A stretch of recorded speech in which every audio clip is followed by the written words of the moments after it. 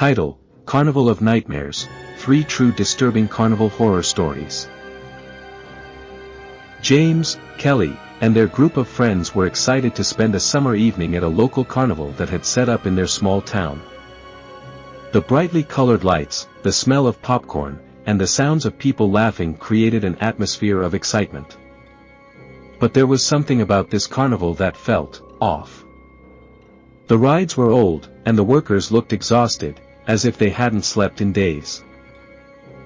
One ride in particular caught James' eye, an ancient Ferris wheel at the far end of the grounds. Unlike the other rides, there were no lines for it, and the ride operator, a tall, gaunt man, stood silently next to it, barely moving. James loved the idea of an empty ride. He convinced Kelly and 2 of their friends to join him. As they approached, the ride operator stared at them, his eyes hollow, his skin pale. He said nothing. His silence made Kelly uneasy, but James insisted they go on the Ferris wheel.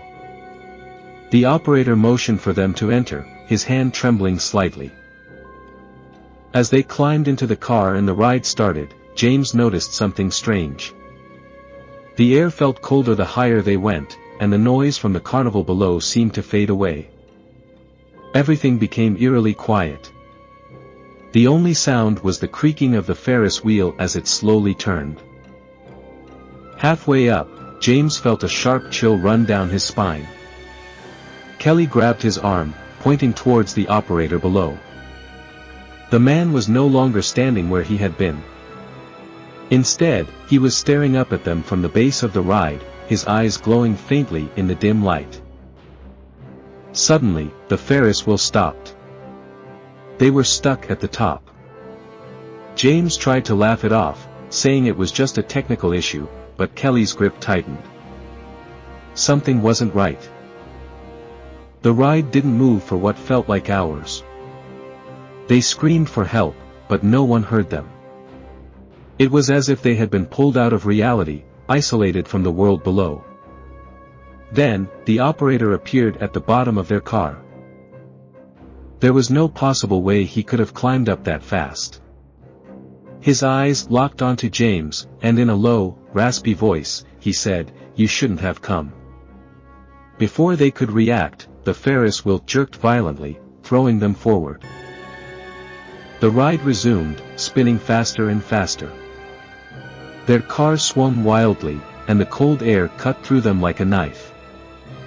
The world around them blurred as the ride spiraled out of control. By the time they reached the ground again, the operator was gone, and they stumbled out, breathless and terrified.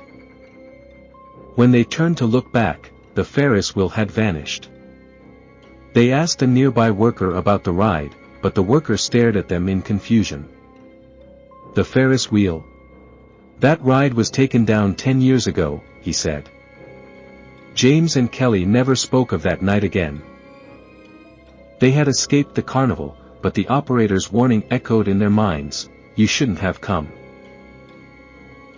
Lily and her best friend, Emma, loved everything about carnivals, the games, the food, the rides.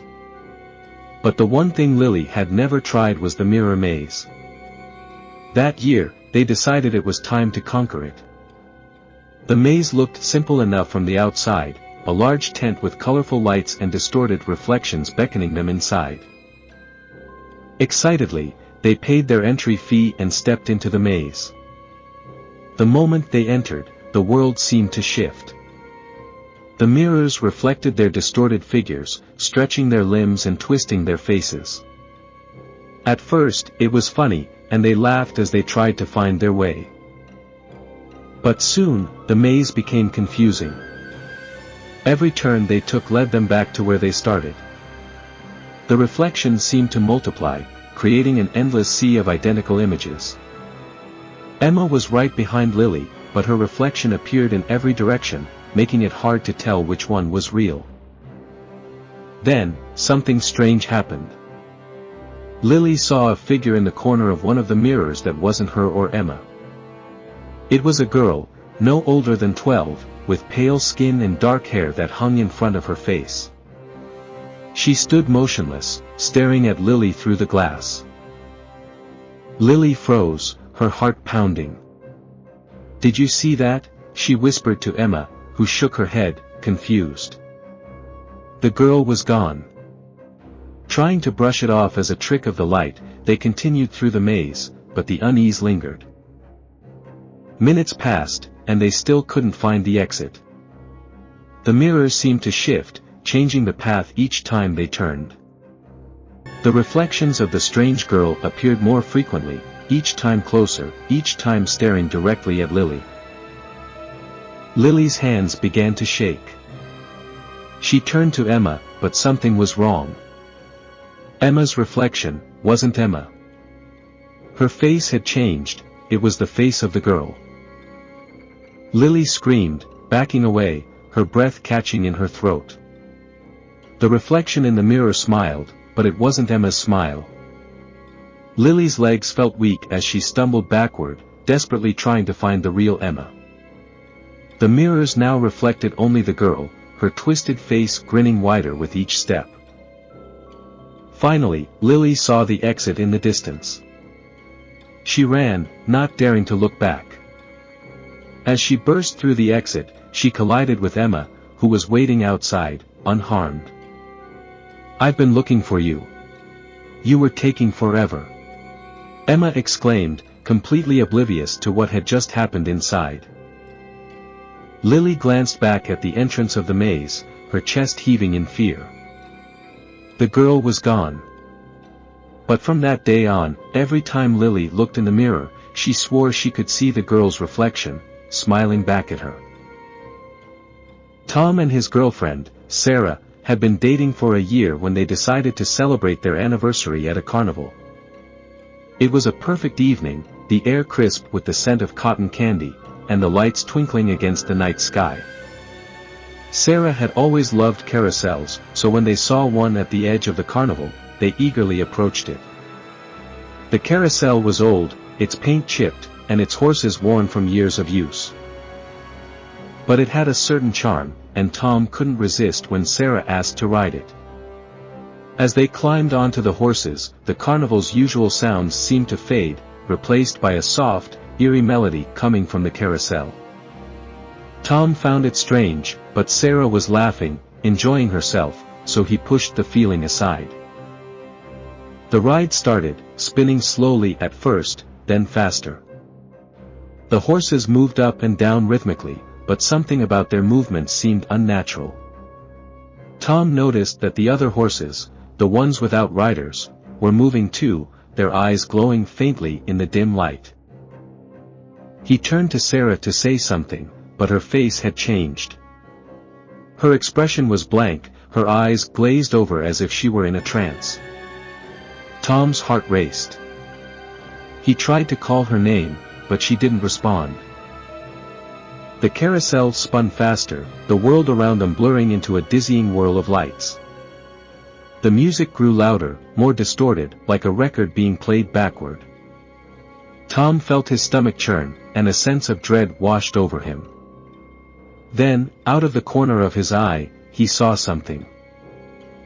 A figure stood at the center of the carousel, its face hidden by shadows. It was watching them, its presence cold and malevolent. Tom's hands gripped the reins of the horse tightly as the figure moved closer, its eyes glowing like the horse's. Panicking, Tom reached out for Sarah, shaking her, trying to wake her from her trance. But she remained still, her body swaying lifelessly with the movement of the ride. The figure stepped forward, its face now visible, twisted and unnatural, like the horse's. Tom felt his heart pounding in his chest as he tried to pull Sarah off the horse. Suddenly, the ride stopped. The music cut off, and the lights flickered back to normal. Sarah blinked, as if waking from a dream. She looked at Tom, confused. "Why did you stop the ride?" she asked, as if nothing had happened. Tom looked around, but the figure was gone. The horses were still, their eyes no longer glowing.